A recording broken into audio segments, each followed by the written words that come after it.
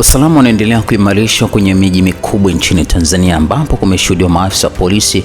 na jeshi wenye silaha wakifanya doria, huku serikali ikionya kuwa itachukua hatua dhidi ya mtu yeyote atakayehamasisha vurugu siku ya Sabasaba.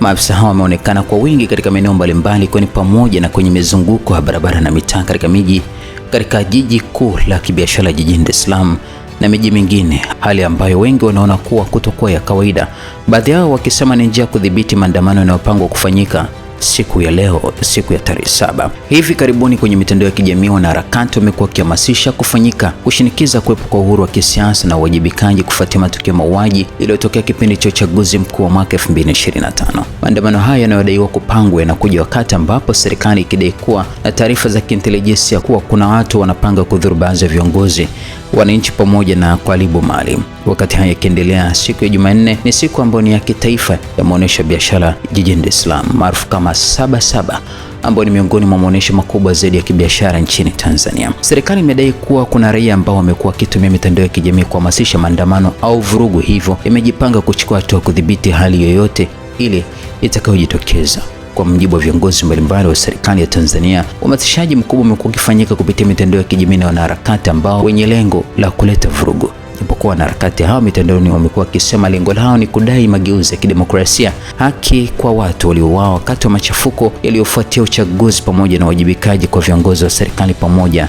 na vyombo vya dola. Jeshi la polisi wanasema wanaendelea kufuatilia kwa karibu viashiria vya baadhi ya watu wanaodaiwa kuhamasisha vurugu na kupanga kufanyika kwa maandamano yasiyofuata taratibu za kisheria na kiusalama. Ili kukomesha swala hilo, tayari imekamata baadhi ya watu kwa ajili ya uchunguzi bila kuweka bayana idadi yao. Akizungumza na waandishi wa habari siku ya Jumapili, msemaji wa polisi David Msima alisema ufuatiliaji unaoendelea kufanyika umeendelea kubaini kuwa hao watu wanaendelea kuhamasisha vurugu kwa kuhamasishana kuwa safari hii hawaji kinyonge, hivyo watahakikisha wanaua baadhi ya viongozi, wananchi, watachoma shule moto, wataharibu na kupora mali za umma na binafsi, na kwamba wataua askari wa vyombo vya ulinzi na usalama ili kupora silaha wazitumia kwenye mipango waliyopanga ya kuhakikisha amani inatoweka nchini. Jeshi la Wananchi wa Tanzania JWTZ